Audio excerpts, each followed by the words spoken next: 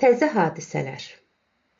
Şərqin qalib və yorulmaz hökmdarı Səlahiddin Əyyubinin ölüm xəbəri Şərqdə böyük dəyişiklik yaratdı. Sərhədlər və xəritələr tez-tez şəklini dəyişdi. Xəlifə bayrağı altında hökumət sürən bir çox Atabəy özünü müstəqil elan etdi. Musil Atabəyi Məsud, Səlahiddinin ölümündən istifadə edərək bir tərəfdən Suriya, o biri tərəfdən də İraq və İran tərəflərinə qoşun göndərməyə və məmləkətini Toğrulun məmləkəti hesabına genişləndirməyə qərar verdi. Sultan Məsud Hərran şəhərində faciətən vəfat etdikdən sonra yerinə oğlu Arslan Şah keçər-keçməz Suriya səfərindən əl çəkərək İraq və Azərbaycan məmləkətini hədəfə aldı. Toğrulun əlində olan məmləkətləri bölüşmək, xüsusən Azərbaycan məmləkətini Arslan Şah məmləkətinə ilhaq etmək üçün xəlifə ilə Arslan Şahın tədbirli vəziri Mücahiddin arasında bir müqavilə bağlandı. Bu müqaviləyə görə Arslan Şah Səlahiddin Əyyubinin yerini tutan Məlik Adil ilə sülh edəcək və Arslan Şahın Suriya tərəfinə hücum edən ordusunu Həmədan və Azərbaycan üzərinə göndərəcəkdi. Bu müqavilə olduqca müvəffəqiyyətli bir surətdə həyata keçdi. Arslan Şah qızını Məlik Adilin oğluna verməklə aralıqda olan sərhəd ixtilafını tamamilə həll və təsviyyə etdi. Şəxsən xəlifənin özü Suriya ilə Musil arasında olan ixtilafın bu müqavilə olduqca müvəffəqiyyətli bir surətdə həyata keçdi. Arslan Şah qızını Məlik Adilin oğluna verməklə aralıqda olan sərhəd ixtilafını tamamilə həll və təsviyyə etdi. Şəxsən xəlifənin özü Suriya ilə Musil arasında olan ixtilafın həllində ciddi iştirak etdi. Çünki o, Bağdadın burnunun ucunda başlanmış bu ixtilafı öz nüfusu üçün ən qorxulu bir hadisə hesab edirdi. Toğrul məmləkəti ətrafında çevrilən bu macəra Fəxrəddini rahatsız edirdi. Həmədan yenə də əcnəbi casuslarının yuvasına çevrilmişdi. Toğrul hələlik ki paytaxta qayıtmamışdı. O özünün bir daha paytaxta buraxılacağına inanmırdı. Çünki Azərbaycanlılar hökumət təbəllüdatı yaratmaq və vəliəhdi hökmdar elan etmək hazırlığını aparırdılar. Bu vəziyyəti nəzərə alaraq Fəxrəddin Nizamiyə göndərdiyi məktubunda yazırdı. Möhtərəm dostum, biz Azərbaycanlılar əldə etdiyimiz son qələbə nəticəsində Bağdad və Rey məsələsini həll edilmiş bir məsələ kimi zənn etməliyik. Xəlifə ilə Arslan Şah arasında bağlanan müqavilənin surətini əldə etdiyimdən onu məktubla bərabər sizə göndərirəm. Xəlifə hazırda Toğrulun bir siyasət adamı kimi səhnədə davam edə bilməyəcəyini yəqin etdiyindən Arslan Şahı müqtədir bir hökmdar kimi siyasət səhnəsinə çıxarmağa çalışır. Xəlifə Həmədandan başlayaraq Şirvan, Ermənistan və Gürcüstan hüdudlarına və oradan da İraq və Kirmana qədər uzanan böyük bir məmləkəti Arslan Şahın məmləkətinə ilhaq etməyə qərar vermişdir. Bunları nəzərə alaraq mən Azərbaycan daxilində hökumət təbəllüdatı yaratmağı vaxtsız hesab edirəm. Biz bu fikri bir qədər geriyə atmalıyıq. Çünki Toğrulun bizim tərəfimizdən hökumət başından qovulduğu şayələrini əlində bəhanə edənlər həddindən artıqdır. Hazırda paytaxtın padşahsız olduğu xəlifənin əlinə böyük bir bəhanə vermişdir. O, Həmədana göndərdiyi nümayəndəsi vasitəsilə bizə verdiyi sifarişdə paytaxtın padşahsız olması Bağdad dairələrini düşündürməyə bilməz deməkdədir. Mən bunu nəzərə alaraq Toğrulun hələlik paytaxta gətirilməsini məsləhət görürəm. Lakin Şəmsəddin paytaxtın Həmədandan Təbrizə köçürülməsini məsləhət görür. Məncə bu fikir olduqca zərərli bir fikirdir. Məncə Həmədanı itirmək, Cənubi Azərbaycanı itirməkdir. Araz çayının aralıqda hail olmasına baxmayaraq, Təbriz şəhərini Cənubi Azərbaycan hesab etmək olmaz. Çünki Təbriz bütün mənasıyla Şimali Azərbaycandır. Odur ki, biz Həmədan şəhərini Cənubi Azərbaycanın paytaxtı kimi müdafiə etməliyik. Paytaxtı Həmədandan Təbrizə köçürmək, Həmədanı xəlifəyə bağışlamaq kimidir. Əyyubilərin Arslan Şahla barışması Musil Atabəylərinin mövqelərini möhkəmlətdi. Onlar yaxın bir zamanda atlarını Maşanrut çayında suvarmaq istəyəcəklər. Musil Atabəyləri Kürdistan və Cənubi Azərbaycana girmək üçün hər bir şeyi hazır etmişlər. Onlar Kürdistanda ciddi iş aparırlar. Möhtərəm şair məsələni vəliəhtdə qandırmalıdır. Toğrulu müvəqqəti olaraq taxta qoymaq, vəliəhtin işdən götürülüb taxt-tacdan məhrum edilməsi kimi məna edilməməlidir. Hazırda məmləkətdə baş verən dedikoduları dağıtmaq üçün Toğrulu paytaxta gətirməkdən başqa bir çarə ola bilməz. Bağdad bizim lehimizə olsa belə, yenə də onun nüfuzu və himayəsi bizi bu təhlükədən qurtara bilməz. Xəlifənin özü də hökumətləri bir-birinin əleyhinə qaldırmaqla başını saxlamaqdadır. Hazırda xəlifənin mövqeyi hökumətlər arasında ticarət malı kimi əldən ələ satılmaqdadır.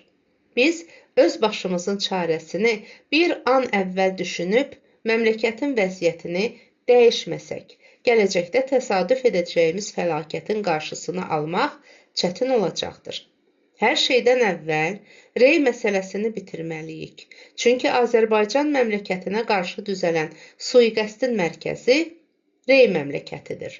Buna görə də Toğrulu paytaxta gətirəndən sonra onu Qətibəni Həmədana gətirməyə məcbur etməliyik.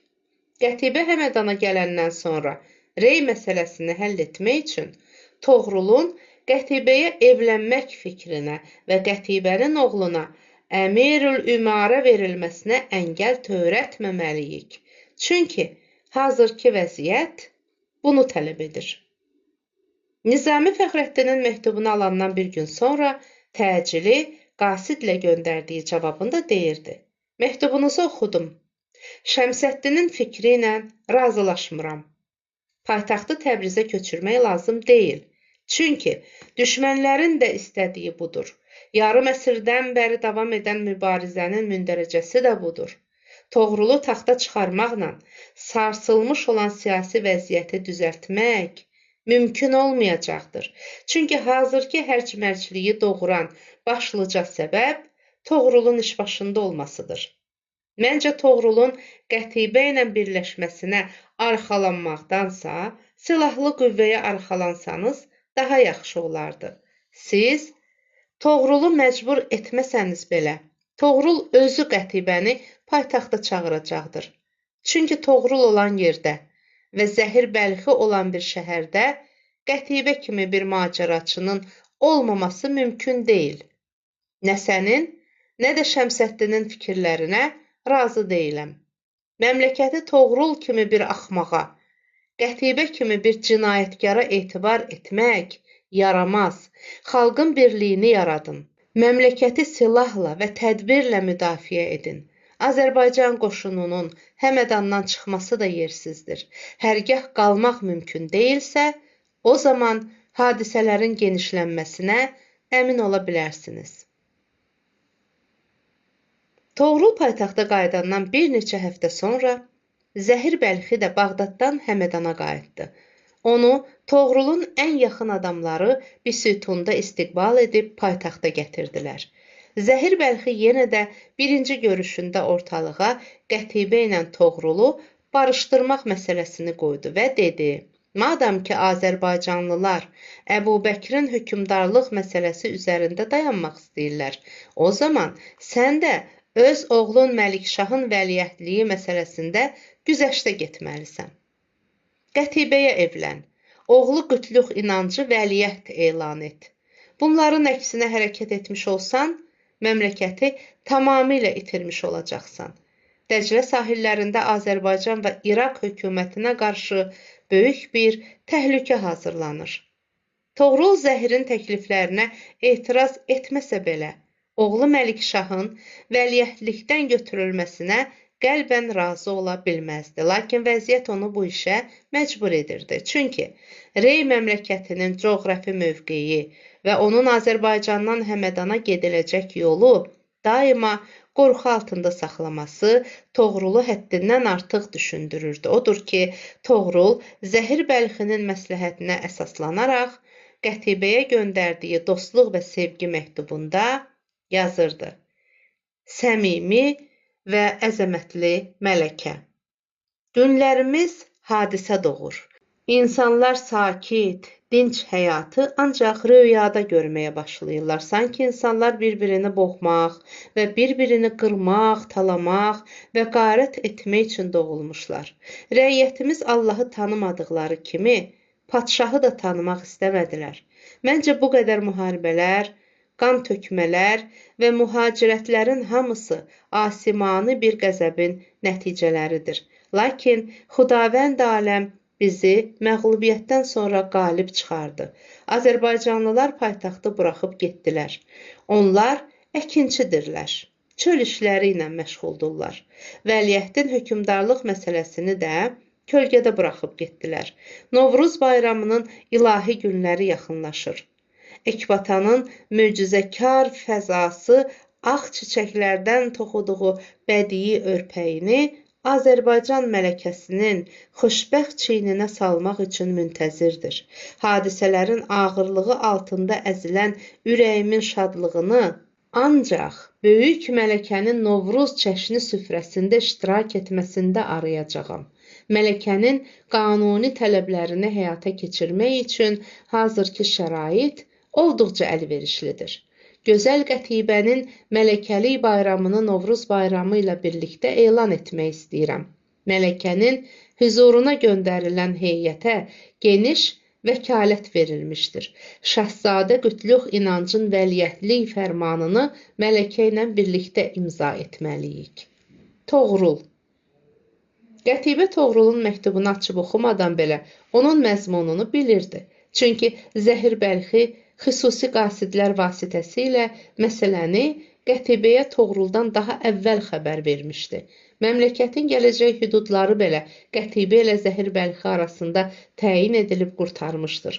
Sultan Əlaəddin Təkiş ilə Qətibə arasında bağlanan sazişlərə görə Rey məmləkəti tamamilə Sultan Təkişin ixtiyarına keçəcək, əvəzində isə Sultan Təkiş Qütlüx İnancın Toğrul hökumətinin varisi olmaq qərarını təsdiq edəcəkdir.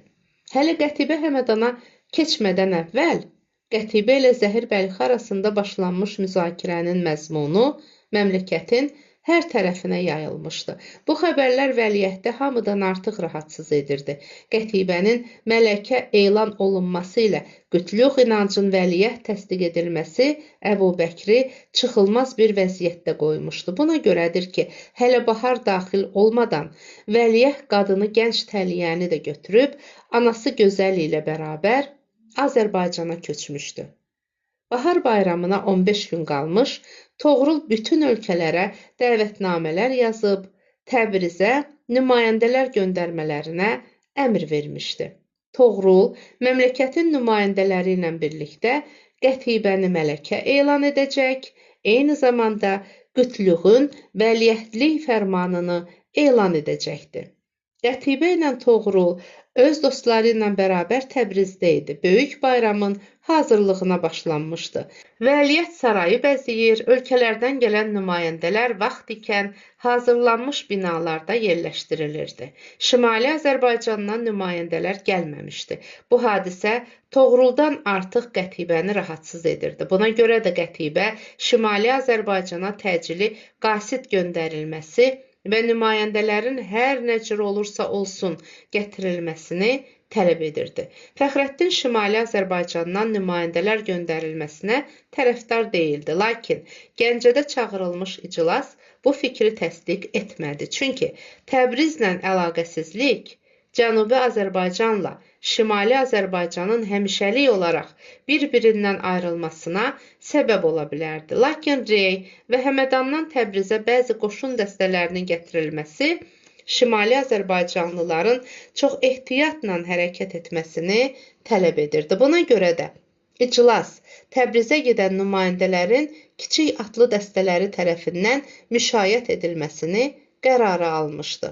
Toğrul Gəncəyə göndərdiyi məktubunda Nizami ilə Fəxrəddinin Təbrizə nümayəndə sifəti ilə getməsini xüsusi olaraq qeyd etmişdi.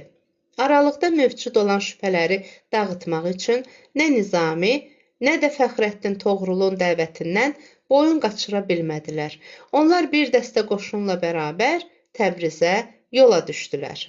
Nizami ilə Fəxrəddinin nümayəndə sifəti ilə Təbrizə gəlmək xəbəri Cənubi Azərbaycanda böyük və tarixi bir hadisə kimi qarşılandı. Bazar bağlandı, şəhər xalqı böyükdən kiçiyə qədər Azərbaycan qəhrəmanını və böyük şairi qarşılamaq üçün Acıçay kənarına çıxdı. Nizami və Fəxrəddinə göstərilən bu qədər səmimi münasibət Qətibənin əsəblərinə toxunsa belə, o, öz etidalını pozmayaraq yenə də Azərbaycan nümayəndələrinin rahatı üçün hər bir vasitənin hazır edilməsinə diqqət verdi. Təbriz xalqı ziyalısından, əyanından başlayaraq yoxsullarına qədər şairin taxt-rəvanının ətrafında piyada gedirdi. Taxt-rəvanın qabağınca və taxt-rəvanın dalınca Şimali Azərbaycan qoşunu və Fəxrəddin Nizamini müşayiət edirdi. Şairin əmrinə görə onun taxt-rəvanını sürənlər birbaş Sürxab məhəlləsindəki Şairlər məqbərəsinə tərəf gedirdilər. Xalq və qoşun dəstələri də bu əmrə itaət edib Şairlər məqbərəsinə doğru axırdı. Böyük şair taxt-rəvandan düşüb birbaş Azərbaycan şairi Xaqaninin məqbərəsinə gəldi. Azərbaycan qoşun dəstələri qəbristanın ətrafında düzüldüyü zaman bayraqlar başını endirib şairin qəbrini salamladı. Bununla da Təbriz xalqı Sürxab məhəlləsinin qəbristanında unudulub qalan adi bir qəbirdə nə qədər böyük bir zatın yatdığını bildi. Nizami məzar daşını döyərək Xaqanini səslədi.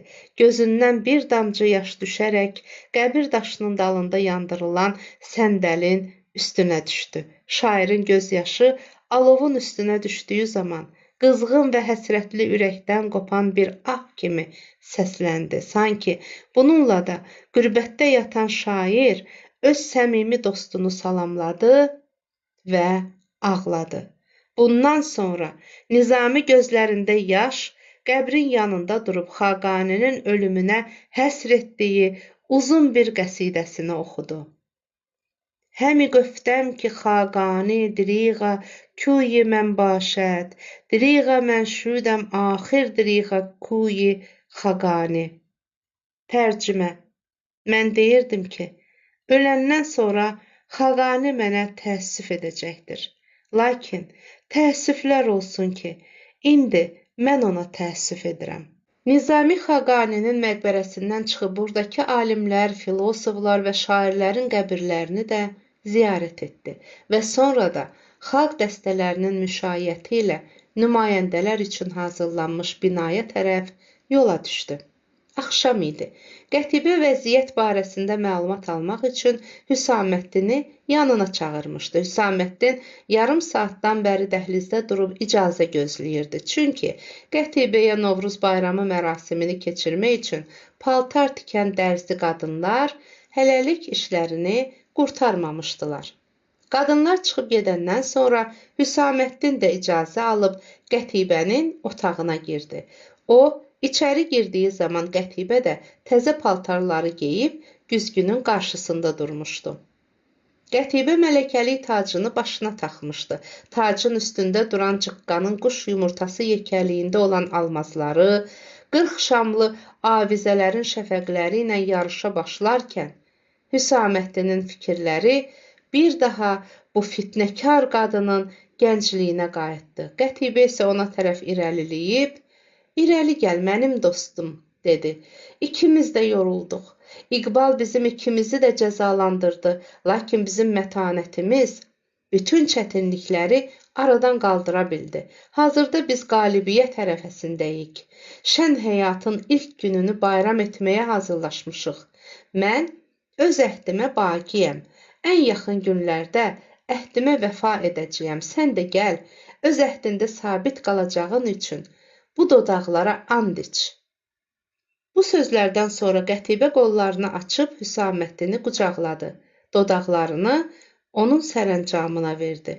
Hüsaməddin adəti üzrə yenə də Qətibənin son sözünü eşitmək istəyirdi. Qətibə isə dodaqlarını Hüsaməddinin dodaqlarından dartıb aldığı zaman dedi: "Mənim sevgili sərkərdəm, dalısı sabah axşam." Qətibənin bu sözü Hüsaməddinin ruhunu qıdıqladı. Çünki onun qulağı daima Qətibədən "Mənim ruhum, dalısı sonra" sözlərini eşitmişdi. Qətibə daima vüsal sözlərini müəyyən olmayan zamanlara buraxmağı sevərdi. İndi isə "Mənim sevgili sərkərdəm, dalısı sabah axşam" deməsi Hüsaməddinin qəlbinə təsəlli oldu. Eyni zamanda Hüsaməddin bu yaxın vədənin kölgəsində bir xəyanətin gizləndiyini yəqin edirdi. Hüsaməddin bu sözlə Qətibənin bütün xəyanətlərə yekun vurmaq istədiyini anlayırdı. Nəhayət, Qətibə onun əllərini əlindən buraxıb, "Otur" dedi. Tərəddüdlər, qorxular və istirablara yer qalmadı. Onları burax. İndi oturub xoşbəxtlik barəsində düşün. Çünki o, qollarını açıb bizi öz qucağına dəvət edir. İndi biz son və böyük məqsədin önündə durmuşuq. Bizdən məqsədimizi tamamlamaq üçün kiçik bir fəaliyyət tələb olunur. Biz məqsəd uğrunda çəkdiyimiz ağırlığın son və qəti saatlarını keçirməkdəyik. Sən məni yaxşı anla. Son təşəbbüsü həyata keçirmək bir neçə dəqiqənin işidir. Hüsaməddin dərhal Qətibənin nə etmək istədiyini anladı və yavaşdan "Doğrudur. Son təşəbbüsün həyata keçirilməsi bir neçə dəqiqənin işidir, çünki iki bayram bir yerdə olacaqdır. Birisi Novruz bayramıdır. İkinci bayram isə sizin Toğrulla olan toy bayramınızdır. Mollalar nigah siğəsini oxuyacaq. Siz də gecənin müəyyən saatında Toğrulun otağına girəcəksiniz. Bu isə siz deyən kimi doğrudan da bir neçə dəqiqənin işidir" dedi və istehzalı bir surətdə güldü. Qətibə də Hüsaməddinin bu sözlərindən qəhqəhə ilə gülərək cavab verdi. "Mən sənin sözlərini hesaba alaraq rəftar etsəydim, sən çoxdan bəri məhv olmuşdun. Mən sənin səhvlərini bağışladığım kimi, səni başqalarının hücumlarından da xilas etdim. Sən bugün yenə də yanılırsan. Sabah Toğrul qəbrin qoynuna, sən Hüsaməddin isə mənim qoynuma girəcəksən." Bu sözlərdən Hüsaməddin sevindi. Lakin həddindən artıq da qorxdu. O bu sözdən Qətibənin son cinayətinin nə qədər ağır olduğunu hiss etdi. Hüsaməddin özlüyündən uzaqlaşaraq fikirlərin qorxulu səhnəsində çapalamağa başladığı zaman Qətibə də ona yaxın bir kürsüdə oturub deyirdi: "Qulum Mərcan bu işdən xəbərdardır." "Hansı işdən?"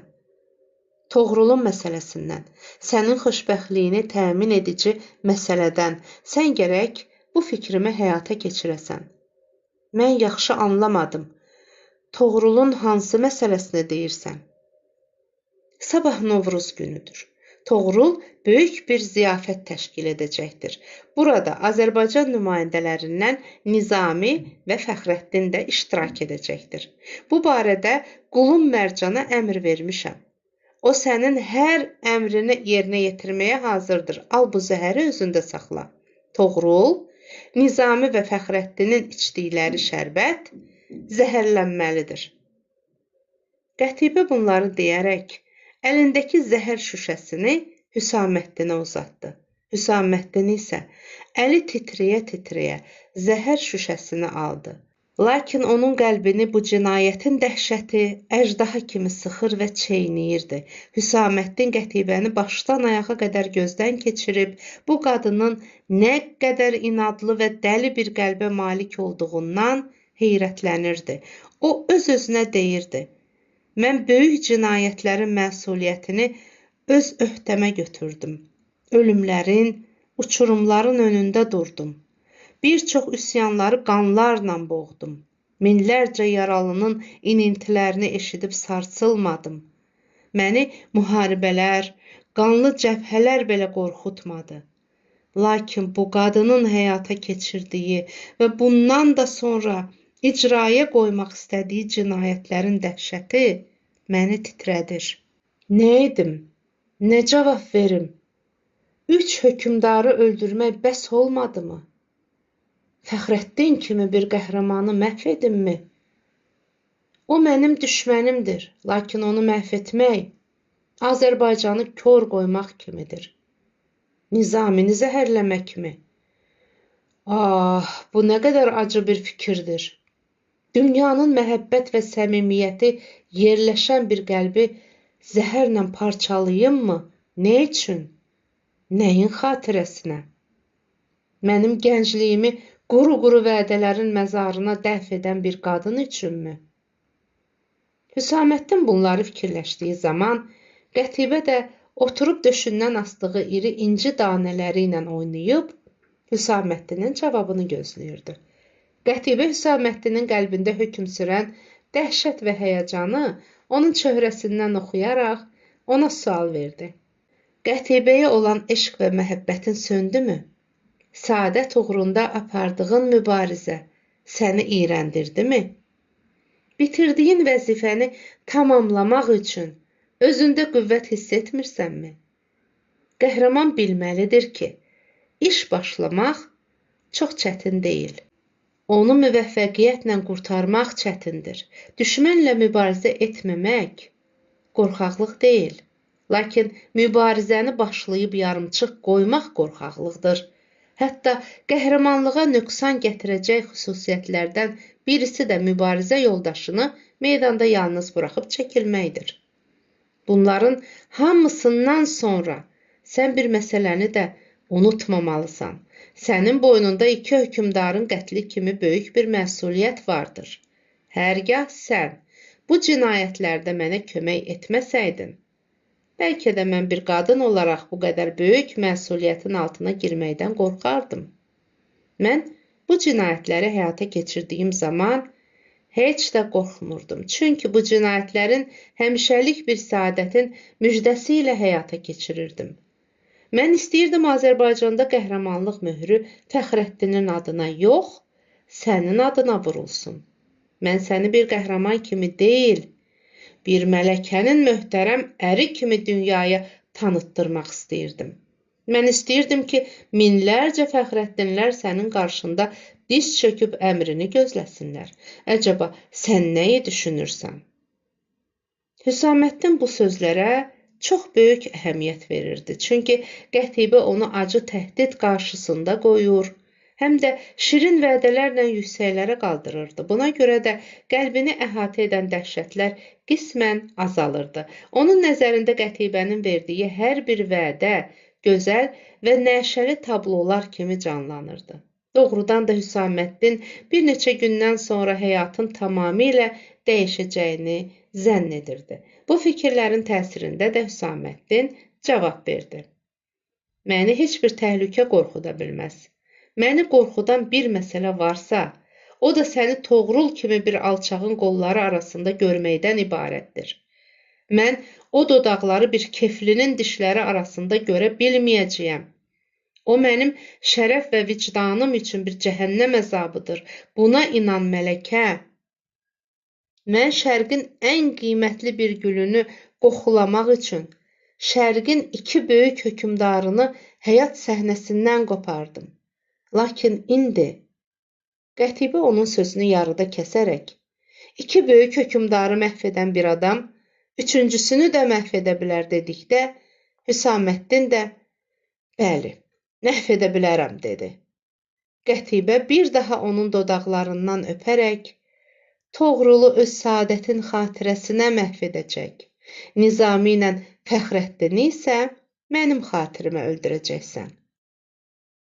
Günəş Həməl bürcünə yaxınlaşdığı dəqiqədə Sultan Toğrulun qapısında vurulan Kərənay xana Novruz bayramı mərasiminin başlandığını xəbər verdi.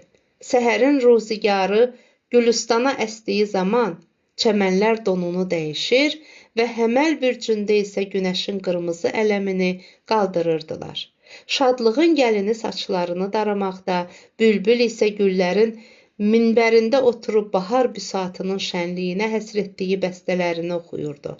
Bahar yeli bağa girən kimi şaxələrin ağ ipəyə bürünmüş gəlinləri ilə öpüşür və onları təbrik edirdi. Çəmənin qızları Süleymani büsatın üzərində rəqs etmək üçün Büdqeys gülünün dalınca elçi göndərirdi. Baharın ilk sultanı qızıl taxtının üzərinə cülus etdiyi zaman bənövşələr təzim rəsmini yerinə yetirmək üçün boyunlarını çiyinlərini qoyub durmuşdu. Süsən gülü ağzını açaraq Bahar sultanına yazdığı şeirlərini oxumağa başladı. Sümbüllər isə səhər ruzigarının tərənnümləri altında saçlarını dalına töküb rəqs etməyə həvəslənirdi. Sərv ağacı yaz paltarını geydiyi və əlini əlinin üstündə qoyub Bahar sultanının qarşısında qamətini çəkib durduğu zaman qönçələr də Gülüstan məclisinin saqiləri kimi piyalələri doldurmağa, yasəmənlər isə saçlarını üzünə töküb sərxoşluğa başlayırdı. Lalələrin ağzından "İçin, nuş olsun" səsləri eşidildiyi zaman Nərgiz gülü də özündə dərin bir xumarlıq hiss edərək başını Süsənbərinin çiyninə söykəmişdi. Novruz bayramı mərasiminin başlanması üçün aralıqda su ilə dolu olan qızıl teşdə salınan balıq hələ arxası üstünə çökməmişdi. Haşiyə. Şərqdə belə bir düşüncə mövcuddur ki, yaz daxil olduğu anda balıq arxası üstünə çönüb üzünü göy səmtinə tutar və qışdan çıxdığı üçün Allahına dua edər.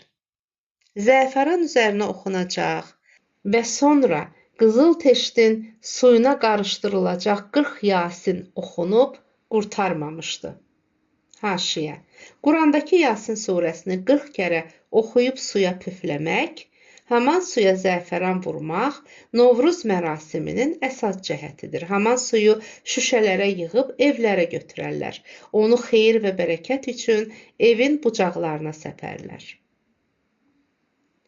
Baş ruhani zəfəran suyu ilə yazdığı bərəkət duasını yazıb bitirməmişdi. Haşiyə. İl təhvil olan dəqiqədə zəfəran suyu ilə təhvil duası yazılır. Onun orijinalı bərəkət üçün padşahın xəzinəsinə verilir. Üzərində yazılan nüsxələr isə Novruz mərasimində iştirak edənlərə paylanır. Onu hər kəs bərəkət üçün öz kisəsində saxlayır. Nəhayət, balıq arxası üstünə çöndü, 40 Yasin oxunub qurtardı, bərəkət duası zəfəran suyu ilə yazılıb bitdi, təcili surətdə Kərənayxanaya xəbər verildi. Təbil və şeypur səsləri ilin təhvil olduğunu Təbriz xalqına bildirdi. Salamlıq rəsmi başlandı. Şəhərin əyan və nücabası, sərkərdələr və yüksək vəzifədə olanlar dəstə-dəstə hökumət dairəsinə gəlib Sultan Toğrulu salamladılar. Sonra da padşahın vəkil etdiyi müəyyən adamlar və müəyyən siyahı üzrə seçilmiş adamlar Novruz ziyafətini keçirmək üçün salona dəvət olundu. Salona daxil olanlar bir-birinin əlini sıxıb, sonra da öz barmaqlarını alnına və dodaqlarına qoyaraq "Əyyamüküm səyidə" deyərək özlərinə məxsus yerlərdə oturdular. Haşiyə. Günlərin xeyirli və səadətli olsun. Sultan Toğrulun sağ tərəfində Qütlüğ İnanc, sol tərəfində isə Zəhir Bəlxi oturmuşdu. Toğrulun işarəsi ilə Həmədan qazısı ayağa qalxıb Sultan Toğrulun Qətibə ilə izdivac edəcəyini elan etdi. Məmləkət və dövlətin rifah və səadəti ay ilə günəşin birləşməsini tələb edirdi. Odur ki, bugün Əlahəzrət Sultan Toğrulla Əlahəzrət Qətibə xatunun izdivac bayramını elan edirəm, deyərək məclisə müraciət etdi. Qətibə tərəfindən vəkil edilən Zəhir Bəlxi və Kəmaləddin Mələkənin bu izdivaca razılıq verdiyini bildirəndən sonra qazı nikah siğəsini oxudu. Bütün salondakı xalq ayağa qalxıb Sultan Toğrula baş endirib təbrik etdilər. Ən əsas məsələ qütlük inancın vəliəhd elan ediləcəyi məsələsi idi. Lakin Azərbaycan nümayəndələri yubandığı üçün bu iş biraz təxirə düşmüşdü. Nəhayət, Azərbaycan nümayəndələri başda nizami olaraq gəldi. Onlar özlərinə məxsus kürsülərdə oturandan sonra Zəhir Bəlxi ayağa durub Toğrulun qütlüğü vəliəhd elan etməsinə dair fərmanı oxudu.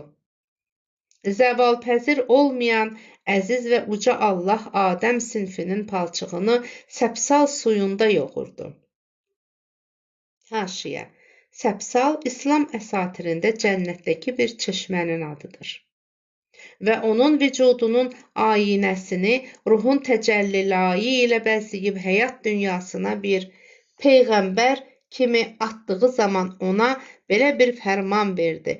Sən öz vəliəhdini tanımalısan, onu özündən sonra gələnlər üçün vəsi təyin etməlisən.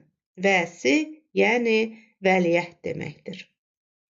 Onlara heç bir xəyanət və cinayətlə məşğul olmamağı tapşırmalısan.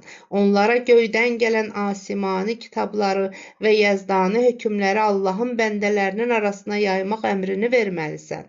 Buna görə də Adəm Peyğəmbər, Şeys İdrisi, İdris Musanı, Musa Yuşən, Yuşə İlyası, İlyas Əlyəsə Peyğəmbəri özünə vəliəhd təyin elədilər. Həmin bu qayda ilə də Peyğəmbərlik vəzifəsi axırıncı Peyğəmbərin əlinə yetişdi və o da Adəm Peyğəmbər kimi özünə vəliəhd təyin etdi. Bundan sonra da Allahın əmrini insanlar arasında intişar etmək vəzifəsi xəlifələrə və xəlifələrdən sonra hökmdarlara, sultanlara tapşırıldı. Padşahlar vəliəhdliyə layiq olanları öz evladı və qohumları arasından seçməyə başladılar. Hazırda bu vəzifə uca olan və iqtidarlı sultanımız Əlahəzrət Toğrulun əlinə çatıbdır. Buna görə də tacdar həzrətləri Allahın bəndələrini sülh və səlamətə dəvət etmək və məmləkətə səadət vermək üçün Eldəniz xanədanının ən şuurlu və fəaliyyətlisi olan bir zatı vəliəhdliyə təyin etmək qərarına gəlmişdir. O zat sizin huzurunuzda oturan qütlük inanc həzrətləridir. Cahan Pəhləvan Atabəy Məhəmmədin böyük oğlu sayılan bu zat, cahandarlıq və sultanlıq qabiliyyətinə malik olduğunu bir neçə ildən bəri göstərdiyi xidmətlərində aləmə tanıtmışdır. Zəhir Bəlxinin oxuduğu vəliəhdlik fərmanına qarşı heç bir tərəfdən etiraz eşidilmədi. Çünki nümayəndələrdən bir çoxu, hətta Azərbaycan nümayəndələri belə məsələni əvvəldən bilirdilər. Qütlük inanc ayağa qalxıb Sultan Toğrulun taxtının qarşısında yeri öpdü. Toğrul isə onun çiyninə zəngin bir xələt salınmasına əmr verdi. Rəsmi məsələlər bitəndən sonra məclisə şərbət gətirildi. Saqilər içəri girib şərbət piyalələrini paylamağa başladığı zaman Hüsaməddin bir dəqiqə sonra baş verəcək faciə haqqında düşünürdü. O, son dəqiqələr bir daha xəyalını gələcəyə çevirib deyirdi. Tutalım ki, Toğrul öldü. Azərbaycan nümayəndələri də nizami başda olmaq üzrə zəhərləndi. Bununla mən nə qazanmış olacağam? Heç bir zaman o hiləgər qadın mənim olmayacaqdır. Mənim olsa belə onun dəyəri nədir? Bir zaman o gənc idi, onu sevirdim, lakin o məni sevmirdi. Halbuki onun atası mənə söz vermişdi. O zəngin və şöhrətli bir ər tapdı. Lakin mən ondan intiqam almaq əvəzinə, başqalarından intiqam almaq üçün ona kömək verdim. 30 ildir ki, mən özümü aldadıram. Hər gün bu qətibə dünənki qətibədir deyərək nazını çəkirəm. Artıq o 50 yaşına çatmışdır. Mən ondan səadət gözləməməliyəm. Çünki bu səadət onun özündə də yoxdur. Onun başladığı mübarizə bununla bitməyəcəkdir. Hazırda bir neçəsinin meyitini aralıqda görməkdənsə, bir nəfərin meyitini görmək daha yaxşıdır. Bəlkə də mənim burada oturan Fəxrəddini və böyük şair Nizamini ölümdən qurtarmağım günahlarımı azaldar. Bəlkə də Azərbaycanlılar mənim günahlarımdan keçərlər. Bəlkə də mən bu qədər cinayətdən sonra Azərbaycanda bir daha vətəndaşlıq hüququ qazana bilərəm. Hüsaməddin bunları düşündüyü zaman saqilər şərbət piyalələrini paylayırdılar. Əvvəlcə piyaləni Toğrula, sonra Vəliəhtə, bundan sonra Zəhir Bəlxiyə və sairələrə verdilər. Nizami ilə Fəxrəddin piyaləni əlində saxlayıb Toğrulun içməsini gözləyirdilər. Hüsaməddin bu vəziyyəti görüncə cinayət onun gözündə bir daha bütün dəhşəti ilə canlandı. O dəli kimi yerindən qalxdı və qeyri-adi bir halda qışqıraraq dedi: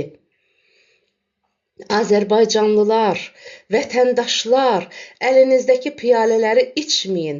O ölüm şərbətidir. Əziz vətəndaşlar, şərbəti hər yerdə tapmaq mümkündür, lakin həyat və namusu hər yerdə və hər kəsdə aramaq mümkün deyil. Burada məni tanımayan yoxdur, lakin təəssüf olsun ki, məni yaxşı tərəfdən tanıyan çox azdır. Çünki mən öz yolumu azmışdım. Mən Fəxrəddinlə bir cərgədə Azərbaycanın azadlığı uğrunda az qılınc vurmamışam. Fəxrəddin bilir ki, mən bütün mübarizələrdə qabaq cərgədə olmuşam. Bir zaman istər Nizamilər, istər Fəxrəddinlər məni bir fədakar kimi tanıyırdılar. Lakin mən Azərbaycanın bədbəxtliyi uğrunda da az çalışmamışam. Mən bir vətən xaini kimi düşmən ordularının qabaq cərgəsində gedib, öz silah yoldaşımın üzünə qılınc çəkmişəm. Lakin mən öz xəyanətlərimə xəyanətlə yox, tövbə və peşimanlıqla nəhayət vermək istəyirəm. Bugünkü xəyanət bir nəfərin əleyhinə yox, böyük bir xalqın əleyhinə təşkil olunmuşdur. Lakin Fəxrəddin bu çıxışla məni yaltaq hesab etməsin. Mən onunla düşmənəm, yeri gələrsə yenə də qılıncla öz ixtilaflı məsələmizi həll edərik. Lakin bir silah sənətkarı kimi, Fəxrəddin kimi bir qəhrəmanın bir piyalə şərbət ilə məhv edilməsinə soyuqqanlılıqla baxa bilmərəm. Böyük şairin və Əlahəzrət Toğrulun əlində olan piyalə də zəhərlənmişdir. Mən rica edərdim ki, Vəliəhdin əlindəki piyaləni hökmdar və hökmdarın əlindəki piyaləni isə Vəliəhd həzrətləri nuş etsin. Ziyafət salonunda həyəcan başlandı. Qütluq İnanc əlindəki piyaləni yerə çırpdı və qalxıb qılıncını qılafından çıxardı, Hüsaməddinə hücum etdi. Hüsaməddin də onu qılıncla qarşıladı. Fəxrəddin dərhal qılıncı çəkib aralığa girdi və sakit olun, qılınc hər kəsin belində vardır. Qılınc işlətməkdən əvvəl məsələni həll etməliyik, dedi.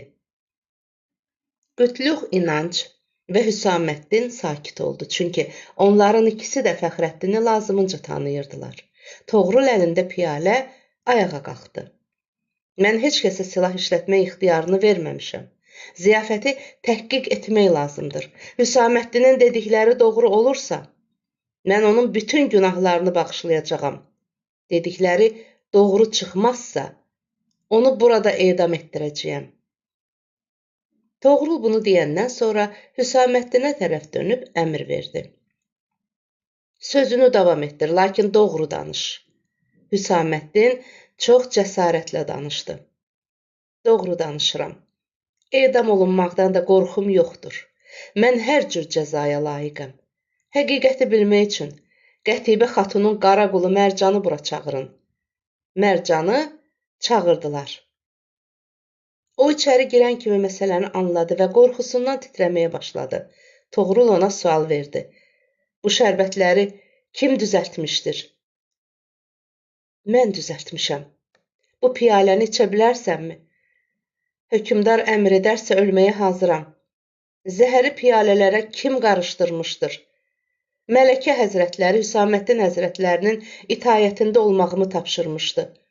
Hansı piyalələr zəhərlidir? Üstündə bülbül şəkli olan piyalələr hamısı zəhərlidir. Mərcanın bu sözündən sonra məclisdəkilər piyalələri yoxladılar. Bülbül şəkli olan piyalələrin tamamilə Toğrulun və Azərbaycan nümayəndələrinin əlində olduğu meydana çıxdı. Toğrul Hüsaməddinə sual verdi. Bu cinayəti təşkil edən kimdir?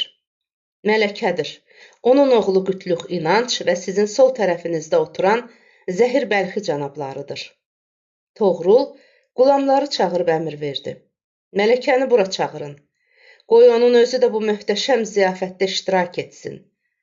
Zəhir Bəlxi məsələni pərdələmək və Qətibə ilə görüşüb ifşanın qarşısını almaq üçün qalxıb Toğrula baş endirib dedi. Hökümdar həzrətləri, bu cinayəti Azərbaycanlılar düzəltmişdir. Onlar hökümdarın dostlarını töhmətləndirməklə öz xain məqsədlərinə nail olmaq istəyirlər. Tədqiqat aparmaq lazımdır. Mən bu saatda Mələkə həzrətlərinin hüzuruna gedib bu xəyanətdən onu xəbərdar edərəm. Hüsaməddin isə heç şübhə yoxdur ki, Azərbaycanlılara satılıbdır. Bu sözdən sonra Qütlüx İnanc acıqla danışdı. Mən indi bildim ki, hökümdar məni təhqir etmək və həbsə aldırmaq üçün Azərbaycana çağırıbdır, dedikdə Toğrul da cavabında etidalını pozma, mən səni təhqir etmək və həbsə aldırmaq istəsəydim bura dəvət etmədən də səni məhv edə bilərdim, deyərək sonra da Zəhir Bəlxiyə müraciətlə oturun, Mələkənin yanına getmək lazım deyil, birazdan sonra Mələkənin özü bura gələcəkdir, dedi. Qətibə xatun bir dəstə kəniz və cariyələrlə ziyafət salonuna daxil oldu. Toğrul ayağa qalxaraq onu salonun ortasında qarşılayıb, əlindəki piyaləni ona tərəf uzadaraq dedi. Al bu piyaləni, mənim möhtəşəm mələkəm. Al da bir saat əvvəl başlanan xoşbəxtliyimizin şərəfinə iç. Qətibə piyaləni aldı və məclisi gözdən keçirərək danışdı. Hərgah mənimlə bərabər bir çox cinayətlərdə iştirak edən Hüsaməddin qorxaq çıxdıysa, hərgah o son vəzifəsini bitirməkdə özünü aciz hiss etdisə, bu hələ mənim acizliyimi göstərmir. Qətibə bunları danışandan sonra şəxsən Toğrula tərəf baxıb sözünə davam etdi. Səni məhv edə bilmədiyim məni o qədər də düşündürmür. Çünki sənin acizliyin, sənin dəyərsizliyin bugün də olmasa, sabah səni uçurumlara sürükləyəcəkdir. Lakin mənim təəssüfümə səbəb olan məsələ başqa məsələdir. Mən istəyirdim ki, hazırda bu məclisdə iştirak edən Nizamini məhv edib, qəbrinin üstündə oturub, həyatım boyu göz yaşı töküm. Lakin bu mənə mümkün olmadı. Təəssüf olsun ki, əksinə olaraq o mənim meyitimi öz qarşısında görməli oldu. Fəxrəddin isə mənim atamın qatili idi. Mən bu intiqamı da ondan ala bilmədim. Lakin bunu da demək istəyirəm ki, oğlum təqsirli deyil. Onu da bu xəyanətlərdə iştirak etdirən mən özüm idim. Qətibə bu sözləri deyərək zəhərli şərbəti içdi və piyaləni Toğrulun tacına çırpıb son sözünü dedi. Sən o tacı başında saxlaya bilməyəcəksən. Dəyərli izləyicilər, romanın davamını dinləmək istəyirsinizsə kanalımı izləyin, abunə olmağı yaddan çıxarmayın.